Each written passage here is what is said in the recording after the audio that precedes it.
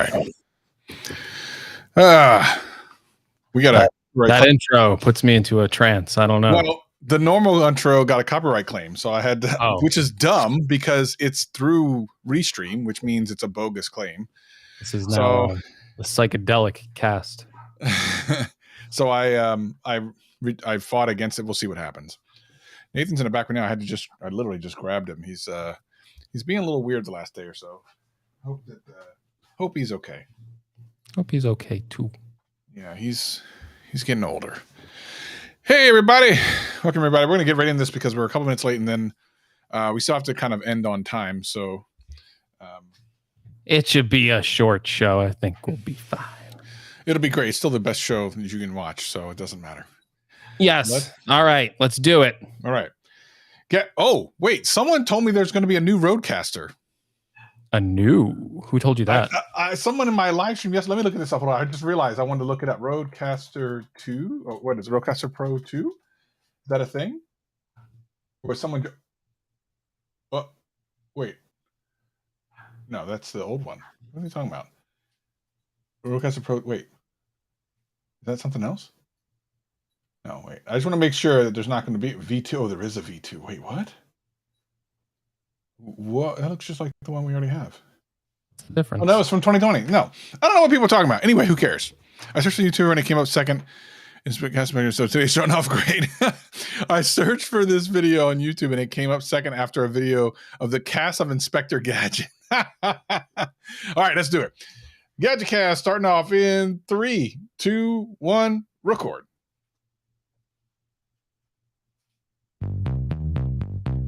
Discovery's 4 computers now have primary control of critical vehicle functions. 3, 2, 1, 0, 0. Liftoff.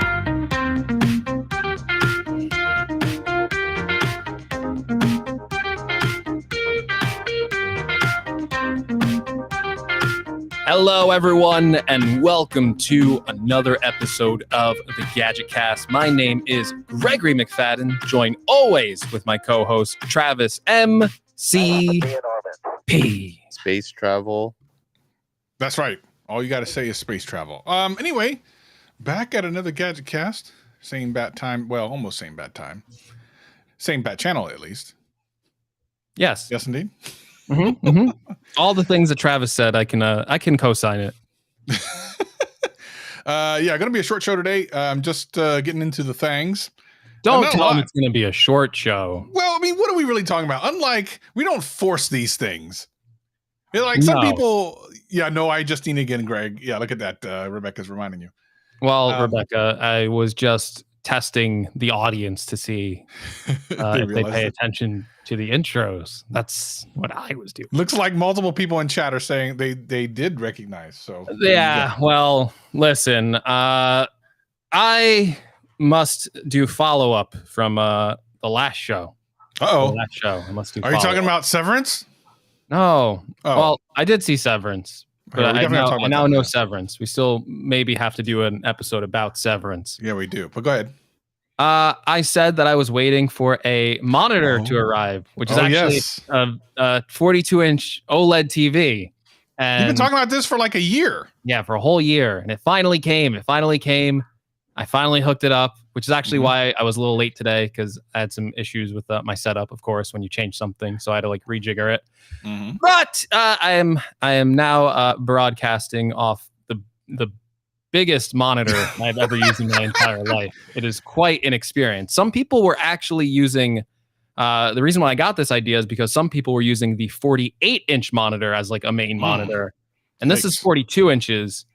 I must say, I don't know how people use this at 48 inches, because at 42 inches, I look at this thing and I go, ooh, I might have overdone it here. So there's people out there that are overdoing it from what I'm doing, and I'm thinking this is too much. But I will say I've just had this for a day or two at this point, but it's quite an experience. It is very nice in a lot of ways. I have just Travis in a window over here now. I have my Twitter feed up. It's almost like having 2 to 3 different monitors all set up in one. Well, they have those extra wide monitors that have that thing built in where it can they have managing of the Windows. Right. And you can actually download some programs on Windows or on Mac to kind of simulate that as well if you want to do something similar to that. And you can manage those windows. But I will say, and the main reason I did get this to begin with was because I wanted... this was primarily going to be a gaming monitor. I usually play games over here, especially when I used to do streaming back in the day, which I haven't done in quite some time. But I wanted like a gaming monitor setup, and I was looking at all these different options. And once I got my OLED TV, it was really hard to go back to a lot of these monitors. They prioritize the wrong things. They would always prioritize high refresh rate. And don't get me wrong, I want high refresh rate, but they would go like 240 hertz and all this stuff. But then the screen quality would always be terrible. It would always be either it would be low resolution, like 1080p, and then like high refresh rate, or just the screen quality itself would just be some like cheapo LCD panel, like no one cares, from some like no-name brand. So I really wanted a good combo of like everything. I wanted, I didn't want 60 hertz, but I wanted 120 hertz. I wanted OLED or mini LED or some sort of advanced screen technology that isn't just your basic LCD, or a lot of these gaming monitors are actually still using like VA panels, which just have like the worst viewing angles. Like the old monitor I was using here before, it got like so dim. Like, I know like these OLED panels like aren't like too bright, but I have like direct window sunlight right here. And this is like a glossy screen. There is less glare on this monitor right now than my old monitor, which was technically like a matte monitor. So there's a lot of improvements here to this setup. And I just got to say, the main reason why I went with this 42-inch TV, which sounds a little bit ridiculous, is because it has an OLED screen. It has 120 hertz. It has HDMI 2.1. It has everything, but it's branded as a TV, and it costs so much less than some of these other monitors that give you less in the spec department. So that's why I kind of went with this. It was kind of like almost like a budget setup in a way to kind of see if like, can you make this monitor work, or can you make this TV work as like a monitor? And the visual quality of it is spectacular. It's amazing. How much was it? Let's start there. So it was $1,400. So it's less than a studio, Mac yeah, Studio. So the studio display is $1,600, and it's now, of course, the Mac Studio or Studio Display has different features that this doesn't have. So I know people go, oh, but it does this and that. Okay, I got it. Having said that, from a visual standpoint, so that's the thing you want to match, like visual and audio. So they both have speakers. They both have, a screen. There's no webcam on the TV. Obviously, there's some other things that they both have. Is it worth the money to do something like this? Because this was the question you've been trying to answer for a year. Does it make sense to just buy a TV rather than a monitor? Does it look as good? Does it sound as good? Does it function as well as a dedicated monitor, in your opinion, so far? So comparing it to the studio display, there's obviously some weaknesses. A lot of like the automatic stuff with the studio display connected to a Mac, obviously it doesn't have. But just going off the visual quality of connecting this to like any monitor through HDMI or something like that, I would say yes. I don't think you're going to find a better bang for your buck in terms of visual quality and in terms of refresh rate, color rate production, all that stuff on any gaming monitor or any PC monitor out there. LG actually sells, and this is the main reason why I went with this. I was waiting for them to just sell like a 27-inch OLED monitor. They now sell this product, like a 27-inch LG monitor that's OLED, but it's like $3,500 and it's still 60 hertz. So this was like the cheapest option for like everything I was looking for. And the only major drawback is it is a very big monitor. And you might go, well, is that a drawback? You have so much screen real estate, but it's a little overwhelming, to be honest. I'm looking at it, like using it for like basic stuff like this. I was like doing like a Final Cut timeline on it, and it was nice having all the space, but at times I was just like, whoa, where do I look? Okay, cut here. Yeah, it kind of slowed me down a little bit. So I'm still getting used to like just the gigantic size of the 42-inch display. But I think I'm overall pretty happy with it, because it wasn't even for this use case of using it as like a Mac monitor. It was primarily for gaming, and then I use it for my GadgetCast setup as well. So for gaming and all that stuff, I'm pretty happy with it. I just love the visual quality of OLED so much that I think this was the right choice for now. Okay, so and the people are wondering what's the model number? Is it a C1, C2, Evo, or whatever? And also what you don't like about it. These are great questions because if someone's listening, they go, "Oh, well, this sounds right up my alley. It's less expensive. It sounds like what Greg's saying is it's just a really great replacement." Which one are you talking about, and what are the things you don't like? So I'll probably just to clarify, I just had this for like 2 days, so I'm still kind of trying to adjust my thoughts. I was thinking about doing a video on it, so maybe further clarification there if you want to check that out eventually. But again, the things I like about it is it's OLED, so perfect black levels. HDR looks fantastic on it. The screen brightness, I was actually worried about because I was like, okay, OLED I know doesn't get like super bright, and that's one of the weaknesses against it. But again, I'm using it. My windows are right over here, very bright, and there's like a little bit of glare, but it's way more manageable than I'd actually thought it would end up being. So I thought that was going to be a major weak point going into this, and it looks to be okay so far.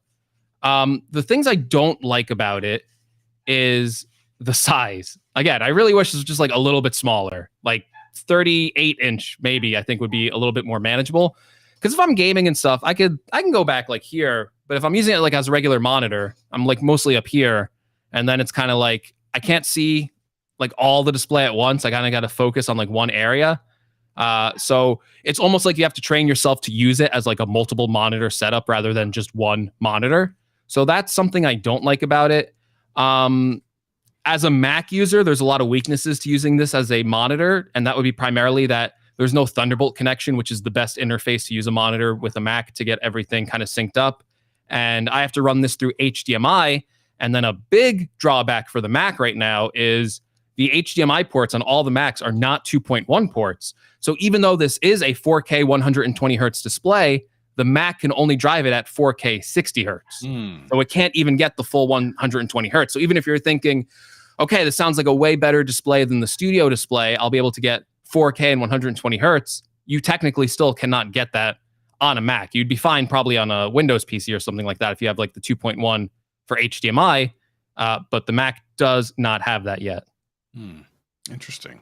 So far, the experiment is you felt like it's a good deal so far, like for the first 2 days. I mean, maybe next week you have a different opinion, but for now, you're happy you made the decision? Right now, I'm happy with it. Yeah. Okay. I'm happy-ish. I have long-term concerns that I just don't know if they are concerns. OLED burn-in is a thing. Using it as a PC monitor, you obviously have a lot of, my dock is up here on the Mac, and I'm like, is this going to burn into the screen? Should I set that to like an auto hide now? There's a lot of different considerations that I'm making in the back of my head just because it is an OLED display, and I know that OLED potentially can be an issue. There's a lot of mitigations that LG has. They will dim the screen if it's been too bright for too long. They will do like pixel shift. They will move icons around. So traditionally, when you're watching TV, these monitors actually been pretty well reviewed to withstand burn-in because of all the software tricks that they pull off.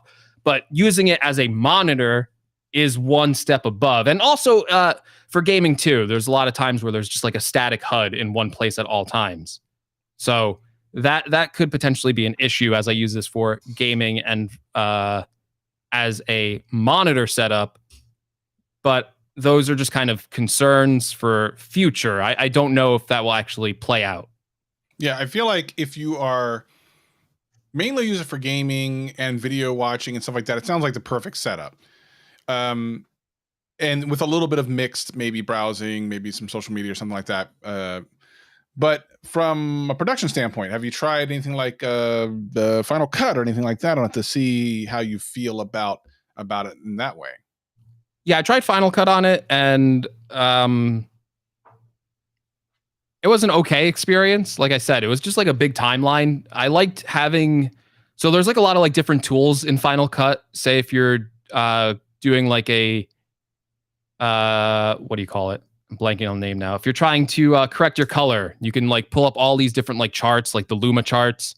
And having that like on like a big screen was really nice because you can actually see like all, like as you're dragging down the slider, you can kind of see like the exact numbers of where things are going. So that was really nice in Final Cut. I didn't feel like I was obviously limited for space and all that, and I could have all my tools up, and I can even like throw up another window if I wanted to, just because the monitor is just so gigantic. So a lot of stuff like that I really like. I think ideally, if I had like a really nice setup for this, like if I was really going to spend like a ton of money on it, I think the cool thing would be to, and this was kind of inspired from Jonathan's studio, Jonathan Morrison's, when we went to his place. He had like a studio display on like an arm, and it was like down on his table. And then mounted in the middle was a TV. Right. And I was thinking, okay, that would probably be the best setup for this, because if you're showing someone something, you could just put it up there on the big TV, use that as the monitor. But when you're like working solo, I think having the smaller monitor might just be a little bit more comfortable. So I think that would probably be my ideal setup, but I'm really just trying to use this as its own thing right now.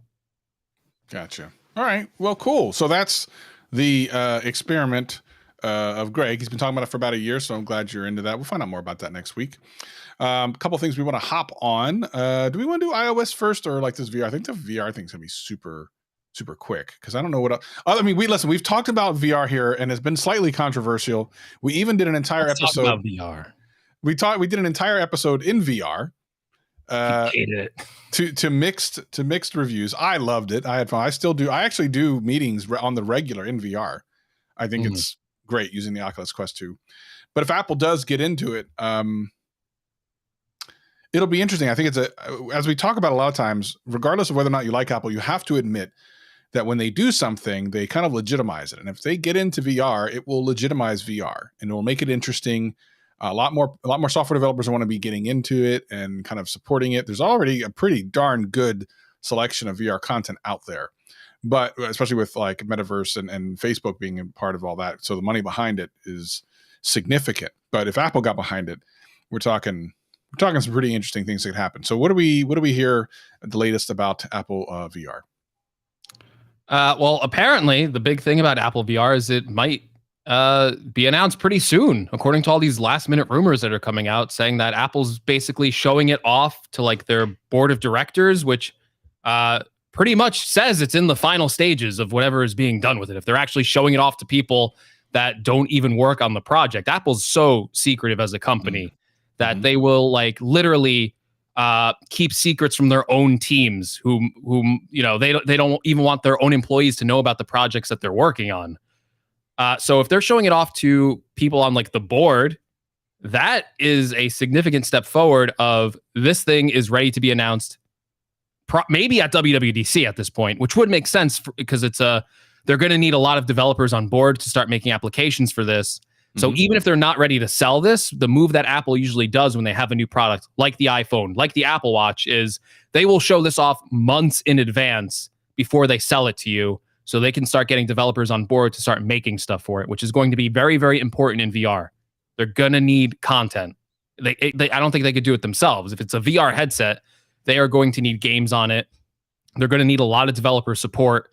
And it's an area where Apple traditionally, it's a strong weakness for them to have all this support for dedicated gaming hardware. Obviously on mobile, they do really great, but on dedicated gaming hardware, this is new stuff for them. I agree with you, but I also look at it in a different way because I feel like Apple isn't going into this as a gaming peripheral. I feel like because Apple really hasn't dove into gaming as deep as you would think they would as a company as established as they are. I mean, almost any other company that is as large as Apple is in some way, shape, or form, and especially in the digital space, in gaming. And while they have Apple Arcade, and maybe on a mobile level, that's big. I mean, I don't know. Do they even release the earnings of Apple Arcade? I don't know. But gaming at large, still something they haven't really done. They do a lot of lifestyle stuff. And that's almost what I expect them to lean heavily into. I would love to see them use this more in the production space, the work from home space, because I've played around with some apps that are out there that are pretty spectacular in that space. And I just wonder if Apple really got on board with it. Like, could they change the game even more? And it would be really surprising for them to just straight up say, this product is mainly for gaming. I mean, when have they really done that before? They say everything that you can buy has a purpose that can sometimes be gaming, iPad, iPhone, all that stuff. Like, you can game with it. But it's not like this is a gaming thing. Now, it's not to say they couldn't and that they shouldn't and they won't. But I don't think this is the thing that it is if they decide to ever do that. I don't think that the VR headset or even AR would be the thing that they're like, we're into gaming, we're just going for VR, or jumping over everything else and going straight into VR. But I could be wrong. I agree with you. I think that's actually the correct. I think it would be marketed primarily as a lifestyle device. I think there would be more uses for it besides gaming. But as someone who has not seen what these other use cases are, my mind only shifts to the only really good experiences I've had in VR so far have been with gaming. So I 100% expect gaming to be on whatever Apple's VR system is. But I think Travis is 100% right. I think that's almost a secondary thing to it. I think it's going to be more of a lifestyle thing. I just don't know what the pitch is for this headset yet. And that's the thing. AR, I could think of a ton of different things that Apple could do with augmented reality that they, if there was like some sort of like thin glasses that they made, I could think of like, okay, I could see where the lifestyle aspect would come into that. On a VR headset, if that's what this truly is, like an Oculus, that's where it gets a little bit more tricky. And I try and think, what are the lifestyle things that Apple could bring to the VR space that would really change the game? Because I was taking a look at my Oculus the other day, and it was just covered in dust. I have not used that thing probably since the last time we did GadgetCast in VR. I just haven't touched it. And I know like you and a couple other people are like really into the VR headsets and that say like use them all the time. But for me, it just has not clicked yet. It has not clicked to something that I want to use all the time. Mm-hmm. And there's stuff I want to do in VR, but every time I like think about it, the steps to like put on the headset, kind of get that all set up, it just takes like a couple minutes more than I want. And by the time I'm done thinking about actually doing it, it's like, I'm not going to do it. I have something else to do. It's too much of a hassle. So I'm really interested to see what Apple can do in this space, because I agree with you. I don't think they're going into this going, we're going to capture the gaming market. I think that's small potatoes to Apple. Apple has their sights set on eventually something that will replace the iPhone, something where they can sell more units in the iPhone. They want to get another big hit out there. So that's not gaming. Gaming is a part of that, but I don't think the AR or VR headsets, I don't think the primary way to get everyone to buy it is through gaming, because not everyone plays games. You know what everyone else does?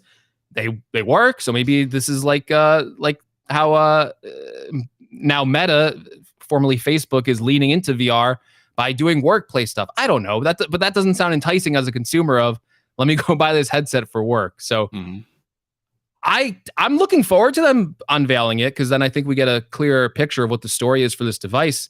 And Apple is very good at crafting the story for these devices and how they want you to use them. Mm-hmm.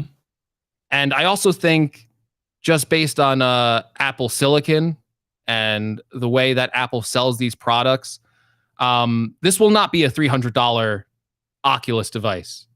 This will be something premium. This will be like $1,000 headset. But because it's Apple, it might be the best premium experience for VR that you can get on the market right now, because they're not really concerned, at least at this point, with selling you ads. They're going to make the money in the hardware, and that means they're going to sell you something that's a premium experience. Yeah, it's not going to be cheap. But the first inkling that potentially we could see of this, which I mean probably won't happen, but if we would see it, it would be the software at WWDC. But one of the things we may not see a lot of is iOS 16, which is really interesting, as there is rumors that iOS 16 might be delayed. What is the latest on that, Greg? I did not hear that iOS 16 would be delayed. So you didn't hear that? I mean, Prosser talked about it in a pretty big. Don't you have an Apple channel? Don't you just talk about Apple stuff? How do I know this? I don't even pay close attention to this, and you don't know this. How, Greg? How would iOS 16 be delayed? They're not going to delay iOS 16. Well, wait. Okay. Chat. Am I wrong? Someone in chat tell me that what it was said, because it was a couple days ago that Prosser did a video about this, talking about how and it was a big deal, because to delay iOS 16 would be not delayed. Well, what the heck did he say, Renee? What did he say? They said something about maybe they'll delay certain features that were meant to be for iOS 16, but there's no way they delay. That's what I thought. 16. I'm like, there's no way to delay it because even iOS 14, which was the public beta would be delayed because of the buggy, not developer beta. Okay, there's a difference. I am an Apple channel and I pay attention to the important stuff. I don't feed you nonsense. A beta is a beta. Public beta is developed, but us developers will get it on the 6th of June with extra bugs sprinkled on top. Essentially, they'll still announce it or whatever, but it's going to be extra bugs. It's going to be like iOS 14. If anyone remembers iOS 14, that was shenanigans. That was terrible. I don't know what they were thinking there. So it looks like we're on the precipice of another iOS 14 situation. So, unlike iOS 14, though, where we didn't really expect it, it just kind of happened to us. This time, I guess we're expecting it, which is a little bit weird. And with no major changes on the surface as far as like what it looks like, it's a little strange that we're getting something that apparently is delayed in some way. What are your thoughts on this? Because by the way, I don't think it's delayed. It's just probably buggy right now. Well, extra buggy to the point where we know about it. Because here's the thing, Greg. Listen to me. This is the thing. Why do we know about this? Why is it such a big deal now? I understand that with collaborations in a remote world, it's slightly different. But we've been doing this for 2 years now. I think most companies have kind of adjusted. We've actually already had iOS 15 out during this same situation. Why are we just now hearing that iOS 16 might have all these bugs? What are they potentially implementing that could make this happen? Look into your crystal ball, Greg, because you are the prestidigitation. Come on, you are Gregini. Oh, thank you. Tell us what you think is in the future, Gregini. Let me look into my crystal ball. What's going to be in iOS 16?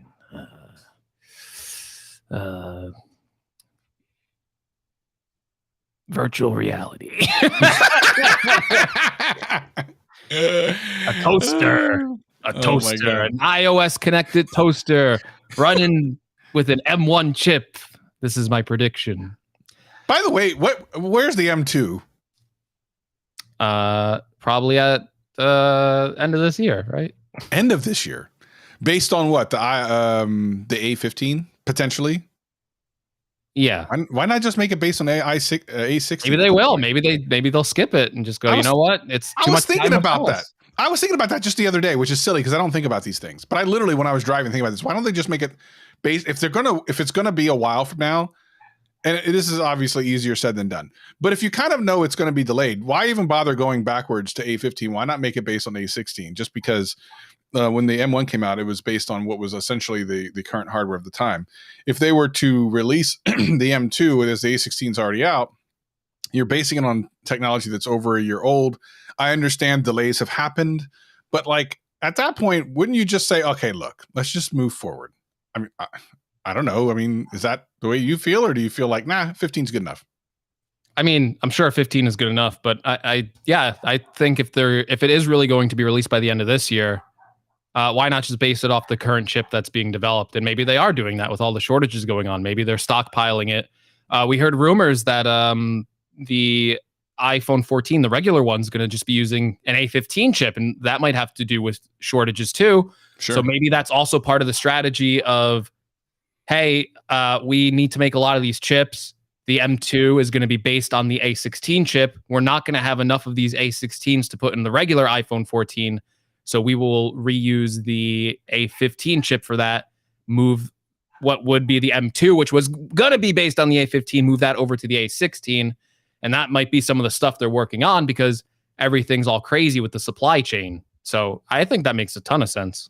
And speaking of what you're talking about as well, interestingly, if we do get base level iPhones that are on previous level hardware, this is a slippery slope. The question is, will Apple ignore whatever data they get from this and just say, hey, it's a supply chain issue. We just can't come up with it. Again, first of all, this is a rumor. We don't know this to be true. As we found out over the last couple of years, some of these rumors are just straight up wrong. But let's assume that it's true and the base level stuff doesn't get the new processor, although it's almost equally possible that they will. But let's just say they don't. Do you think Because here's my prediction: it's not going to make any kind of difference in their sales. Whatever they were going to sell, they're going to sell, because the people who are buying those don't care. They don't know. They don't care. It's the newest iPhone. That's all they care about. Do you think if Apple basically does this, they sell as much or more as they did previous, that becomes the new base level phone, always 1 year behind on processors? To me, it's a slippery slope. Because at that point, you're like, well, we can just save money by selling the oldest stuff. People who buy these phones don't care. The only people who care are on the pros. Interestingly, Samsung did the opposite. So for the longest time, the Note series had the newer processor, faster, more expensive, blah, blah, blah. And then they just put them all on the same basic processor over the last couple of years. This looks to be the opposite. Everything was the same. Now there might actually be a difference. And my concern would be, what happens if this sells very well, their profit margin maybe is a little bit higher because you're using older processors, and it's like, well, why don't we just do this all the time? I think they I think it's definitely a possibility they could do it all the time.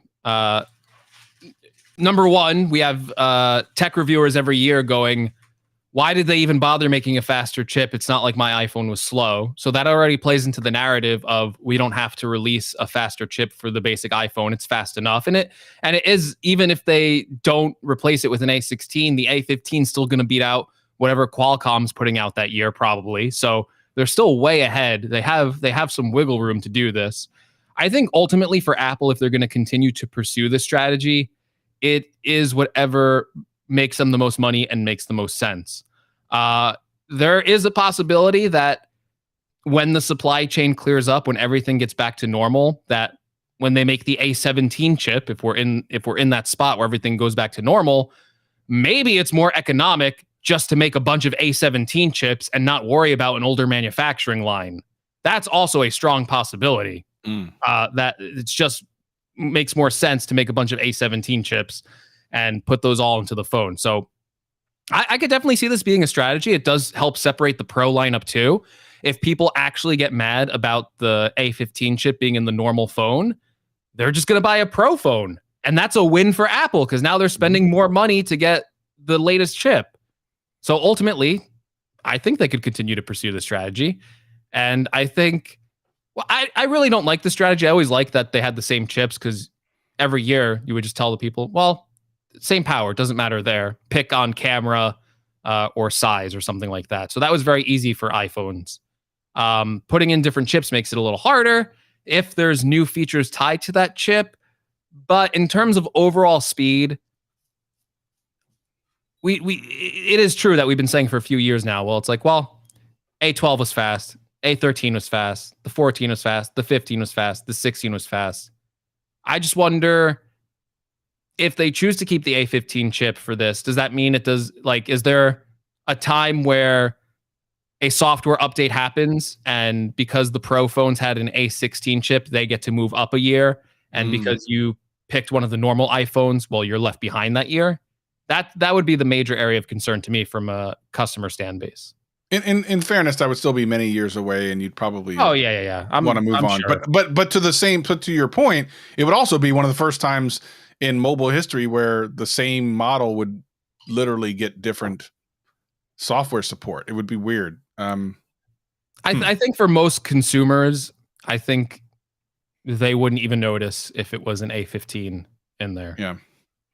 It says, Renee says it could be just a chip shortage management. Put the A15X into the iPhone 14, the 113 Pro Max, and save the A16 for the Pro. I mean, yeah, that's my point. No, I understand that. What my point is, it probably is just chip management, but the data that comes from this management could very well point them to doing this more often.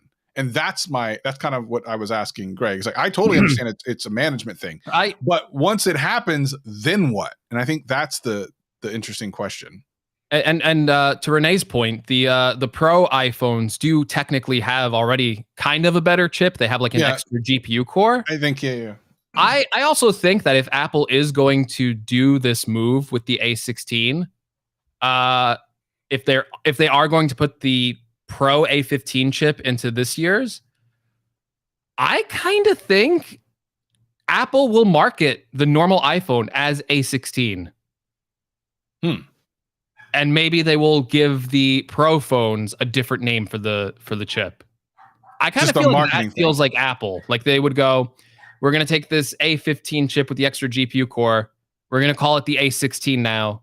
And then call Pro the phones could have the A16 Plus Pro or something or like Plus that. or Pro. Yeah. That would be the marketing move. That would just be like, okay, the people who know would know. But if you're a normal customer, you would just go in going, oh, okay. Almost like a return to the S series of phones in a weird way. Not that they would do that because they don't have to anymore. They have the Pro and the Pro Max, marketing done. But same idea. You know what I mean? Like, and they've done this before. I mean, the iPad Pro from the Y to Z or whatever, which was frustrating. The 2018 Pro to the 2020 Pro was essentially nothing. Sure, they gave you an extra G core, but I literally tested for a long time to try to show any kind of significant difference between the two in performance. I just never came up with anything. So literally, you could do marketing can make it seem like an amazing difference when there isn't one. Renee's right. They in the Apple Watches, they call it a new chip every year, and some years it's really not a new chip. The S6 and the S7 are the same exact performance. They just called it an S7. Oh, I didn't know that. I didn't know that's actually what happened. So that's what I would expect, and that will be its own tech drama when that happens. You will have interesting. You will have all the reviewers telling you how Apple is now ripping you off. So that'll be an interesting saga. You heard it here first on the Gadget Cast. That's right. We are about to go through that saga if Apple implements this move. Two geniuses telling you everything that you ever needed to know. I think that's a different podcast. Oh, yeah, I guess it is. So, so a couple of things let's talk a little bit about technology. I'm into my last, what I'm calling my final 3 videos, whether or not they're actually the final 3 or not. They're definitely going to be doing less tech videos after these 3 rather than more. And I dropped one of them yesterday. And then I'm dropping the latest iPhone Switch video either tomorrow or Tuesday. And then my final video will be in a couple days after that. So, but what's interesting is about all of these is they have kind of a theme behind them, which is, the common user and their interactions with technology. So my video from yesterday was me giving my dad his very first iPhone. And it wasn't like an iPhone Switch video. It was because I was worried about his health and I was worried about him falling. So I got an Apple Watch and an iPhone. And there was this moment that, so I had my sister drop it off. If you haven't seen the video, highly recommend you watch it. It's a tear jerker. I'm not going to lie. And I got to see my dad react to it. And what was really interesting was, first of all, I'm glad now because I feel like we now can figure out, because my dad sometimes he's interesting. He's unrestrained to a degree. Like he's older now. Like he's old. And if he just wants to leave the house and go somewhere, he'll just do that. But we want to know where he is. And he did that once and wasn't answering his phone. And we're all worried about him. So now with an iPhone, we have like the, Find My and everything with friends and all that stuff. So we can kind of keep an eye on him. And he's been falling. And so his watch is something that I'm really hoping will help him with that. And now he can do FaceTime with his doctor. So all these things that impact the average consumer, like the non-tech heads, I think is like, I'm excited about that being a part of what he experiences. The next video, which is an iPhone Switch video, is another person who has an iPhone, tries an Android phone, and then like experiences the change in technology, and what their experience is on video. And then the third one, which I don't really want to give away, is another person experiencing, another average consumer experiencing this technology that you, I, and everyone in chat and everyone listening to this is very familiar with and understands, and in some ways finds boring at this point because we are so used to it. But when you expose the type of things that we are very used to your quote average consumer, is it really takes on a new meaning and a new interesting kind of perspective. And when I saw my dad's reaction, I was reminded of that, and it really hit home for me because I wanted to share that with people. And what was really cool is I'm getting some really cool stories in the comments of that video right now, where people that are talking about their family members, and some of them have tried or wanted to do similar things.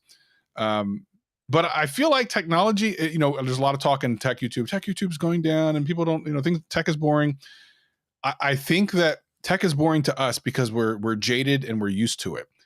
But people who are just kind of use their phone as a tool and get to see some of the cool stuff you can do, there's a magic to that is unlike anything you can experience otherwise. It's great stuff. Yeah, I agree with you that I think with a lot of tech content, again, it's hard to pinpoint. Everyone is seeing like lower numbers with their tech content. I think we definitely went through some sort of artificial period, so maybe that is. But we are seeing like a lot of genres that just take off. When you do tech and you do tech YouTube, you're knowledgeable to every other sector in YouTube and how well these videos perform. Me and Travis were just talking about the trial that's going on now between Johnny Depp and Amber Heard. And it's like, you see these no-name channels post a video and all they did was maybe put like a text overlay over the video and it has 30 million views because it's just such a hot topic that everyone in the world is paying attention to. And as big as we think the tech audience is of like diehard tech people who love to watch tech videos, it's truly a very small piece of the pie in terms of the, I don't know what I'll call it, the YouTube entertainment industry. It's a very small piece of the pie. Yeah, so it's very hard to see all these channels blow up overnight.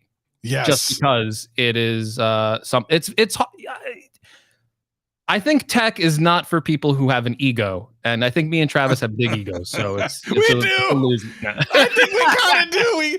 We low key have big egos, but I think it's because we care. I know, very we care, yeah. Going back to that, there is also this power in technology that maybe Travis's dad isn't watching tech YouTube channels, but when you show them the power of this technology and how it can affect their life, or you're doing different types of things with that technology on like a human level, like the Apple Watch fall detection, it is kind of powerful. And that's always the moments in tech I appreciate. I will say, I think every tech YouTuber at this point, if they've been doing it for multiple years now, there's no way they're not jaded. It's very hard to kind of snap yourself back and go, you get a new thing every year. You're very spoiled. That's not everyone. I was doing I had like a dinner the other night, and the waiter asked me about my Apple Watch, and it's almost like my gut reaction was, how do you not know about the Apple Watch? You know what I mean? Like, he was asking me like these basic questions, and it's almost like, oh, you have no clue like what you can do on the Apple Watch because you've never owned one. Yep. And to me, someone who's been doing this for so long, had literally every single Apple Watch. I've used every single one of them. I go, wow, this is just me being jaded. There's so many people who've never even owned an Apple Watch at this point, even though it seems like such a thing where it's like, well, of course you know what an Apple Watch does. Yeah. No, you're exactly right. And it's funny because my dad now wearing, he didn't really wear watches. He actually messaged me yesterday and he was like, man, this thing's telling me when to stand up and when to do this. I'm like, mine does too. I mean, I'm sorry about that, Dad. He's always asking me where I am. And I'm like, yeah, exactly right. That's the whole point of this thing, trying to keep an eye on you. But yeah, it is. I think it's a fantastic thing. I really had a lot of fun doing it. And these last three, I think in different ways, speak to that, the humanity in tech, and that the real interesting thing I believe is the way that technology changed. And by the way, the first way I was ever even aware of you was your Apple Watch on Jonathan Morrison's channel, where you lost a lot of weight using the Apple Watch. I mean, you're the perfect example of that. You literally are an example of that. Absolutely. So I think the last thing I want to talk about. I've seen someone in the chat say something. Oh, would I ever do a Mr. Beast type channel? Of course I would. Yes. As soon as I get enough money, trust me, that's top of my list. Yeah, so I guess ultimately what I'm trying to say is be kind to everyone, and just, and I see people in the comment section. I'm trying to cultivate a comment section that's more kind to each other, and that's very difficult to do with random people on the internet, but it's kind of working-ish. And when I see these stories about people sharing how technologies has made their lives better, and made maybe even communications with family members, because for me, my entire family is 3,000 miles away, so getting my dad the Echo Show, where we used to talk all the time, and now FaceTime, has really changed a lot of what would ordinarily be a non-relationship. Just let me text or call, every couple of hours or whatever, every couple of weeks. Now he's an iMessage away with, FaceTime attached to it. So really cool stuff. Yeah, it's enough shilling for me. And yeah, I got two more cool. I got two. I just finished editing. I hate editing, by the way. I kind of hate editing. I don't hate editing, but I hate editing certain videos. I'll you know what? Confession time. I kind of hate editing the phone swap videos. The funny thing is that used to be one of my favorite series on my channel. It's not my unfavorite video. It's not even a word. It's not my least favorite series. It is my least favorite series to edit though, because I have so much content to go through, and I just don't like having to bring something down to what is it. So I think I think it might come out tomorrow. I just finished the next swap video. It's like 27 minutes, but the amount of footage I had to go through to even get to 27 minutes. And by the way, that it feels like I could maybe even chop down more, but I don't even know if I'm going to bother. It always feels like I could try to chop down more, but I'm balancing the story versus how much time is in there. But people love it. I just wish, I got to tell you, my favorite series was the game show series by far. Greg was on there. He did a good job. Yeah. You did a really good job, Greg. I was really Thank you. It's kind of surprised. You did choke a little bit compared to the questions I asked you before. I wish that I had the fact that you answered every single question right off air. And then on air, you missed a bunch of them. Just try to make it interesting. Yeah. And by the way, when are we going to go back out to California? Because I know that there was this talk for a long time, and then it kind of stopped. And now I know you got things going on, but are we going back out to Cali at some point? Yeah, at some point. I think I wanted to go before WWDC. I don't think that's possible at this point. It's just coming so close. Yeah. I think there'll be some madness surrounding that, and then probably after that, things will die down. I'll be like, okay. Yeah, we go back. Greg and I have spent more time together in person than I think I have with most people that live near me at this point, which is saying a lot because I barely leave my damn house. By the way, Greg, again, nothing important, but my car that I bought my car like not even quite a year ago. It's got under 3,500 miles. Like I go nowhere. Mm-hmm. I don't leave the house. That's a good thing. You would think, right? And then I realized so it is really high right now, which is kind of crazy. The funny thing is that sometimes I'll go outside or I'll get ready to go somewhere to get something, and I'll realize I haven't left the house for like 4 days. Like something's not normal about it. Are you leaving the house on a regular? I leave the house every day. Do you really? Yeah. Where do you go? Where do I go? Where do you go? Well, I have a dog, as do you, but I do walk my dog every day. Is that going outside? I walk my dog, but that's not what I'm talking about. Oh. I'm talking about leaving. Like, I take him outside. Sometimes I walk him a little bit, but I don't I'm still home. Like I didn't take my keys and get in the car and drive. Like when do you leave your house? Like go somewhere? How often are you doing that? Well, every day. I go to the store. Yeah. What do you go to, like the grocery store every day? Grocery store. A couple times. I order stuff. I order stuff. Yeah. Like HelloFresh or something. I'm not doing ordering the groceries every day. I visit people. I have a studio, so I leave to go to that now. Are you shooting stuff there now? I don't even know. Yeah, I have been. I can't tell because it looks the same. It looks like just your same room, but which is good. That means you've done a really great job with it. How has that been? It's been good and bad. That's a typical Greg answer. What does that mean?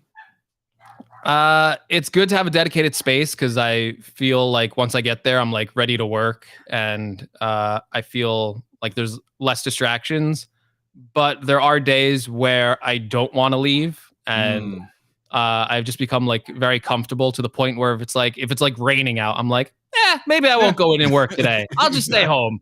So that's the bad part of it, to be honest, because my work is now very separated, and I'm almost like, should I shoot something in here? And then I'm like, but I have a studio. Why would I shoot it in my old spot? It wouldn't work. So I'm kind of at that point right now, but I probably shouldn't be so precious about it. I should probably just shoot when I need to. I've been putting out less videos recently for some reason. Yeah, I don't know. I noticed that. that. I think I've just been like trying to decompress and like. Yeah. Well, you know what we should do? Videos I want to. We should talk to Renee. We should have Renee come maybe next week if he's available. I mean, every time he's in chat, I'm like, it seems like a missed opportunity for him to just be up here with us.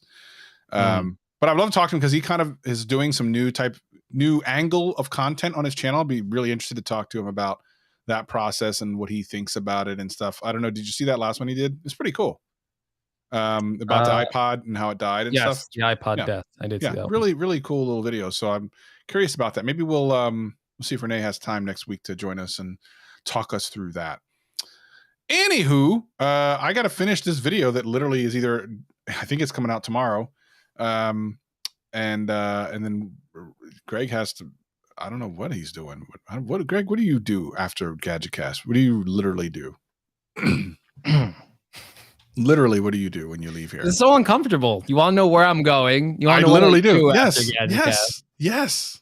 I'm a private person. I don't, I have my personal life. I have my show life. What are you doing when you get up and leave that is so private you can't tell? I'll tell you what I'm going to do. I'm literally going to turn around. I'm going to see my iPad right there. Maybe you can't see it. I like to keep the mystery for the people watching. What is Greg gonna? What is this guy gonna do when he's done with GadgetCast? So mysterious. There's so many possibilities. He could be doing anything, but people will not know what I am gonna do. I will probably. I think I will not be working on stuff tonight. Really? I feel like I will relax tonight. I will probably. I bought a lot of desserts over the past 2 days. I was in New York yesterday, went to Chinatown, asking where Greg goes on his days off. I visited a bakery and I bought like a lot of things that I was too full to eat at the time. So they're just now in my fridge right now. I am getting a little hungry. So I think that will be my next stop after this. I think I will raid the fridge. I might make some coffee at 6 o'clock Eastern Standard Time. I might pull a Terry Warfield, make some coffee, have some dessert. And I think I might relax. I think I might enjoy. Now, this is technically work, actually, because I'm trying to review this monitor. And I feel like I need to log a few more gaming sessions on it before I can make up my mind. So I think I may work for tax purposes. I may work. Yeah. This monitor is a write-off. That's all I'm saying. So I may work, and maybe it will be work, but it'll be fun work because I actually think I will do a video on this because I think it's such an interesting experience. And I think for some people, this could be a valuable monitor for them. So I think I will work on that, actually. Nice. How about that? Well, all right. Fun work. I'm just going to go work on this video. I think that's about it for us here at GadgetCast. Travis can order a nice Subway dinner. I might. No, actually, my friend's in town. I'm going to go. I'm going to go to this really cool Korean barbecue place. It's amazing. Oh, hey, I just did that the other night. Korean barbecue. So good. You got to go, Travis. Man, the Koreans know how to make barbecue and fried chicken. They are masters. They are absolute masters. Amazing. I love Korean food so much. Incredible stuff. Oh, so much. All right, everyone. Thank you so much for joining us. As always, do all the normal subscribe things, whether it be on our YouTube channel here at youtube.com/GadgetCast or the audio podcast. Share it. Share it. Travis is telling an emotional story about his dad. Why don't you take your dad, your mom, whoever? You know what we should do? You know what we should do? We should, as on the YouTube live stream, because I'm pretty sure you haven't watched the video yet. I would like to do a live watch along, watching you watch that video. We'll have to do that maybe next week. Because I think it'd be interesting. I'm just gonna go visit your dad, and I'll go watch it with him. There you go. Then we'll just make fun of you. That's a great idea. That's a great idea. Everyone, he's Craig. I'm Travis. This is GadgetCast.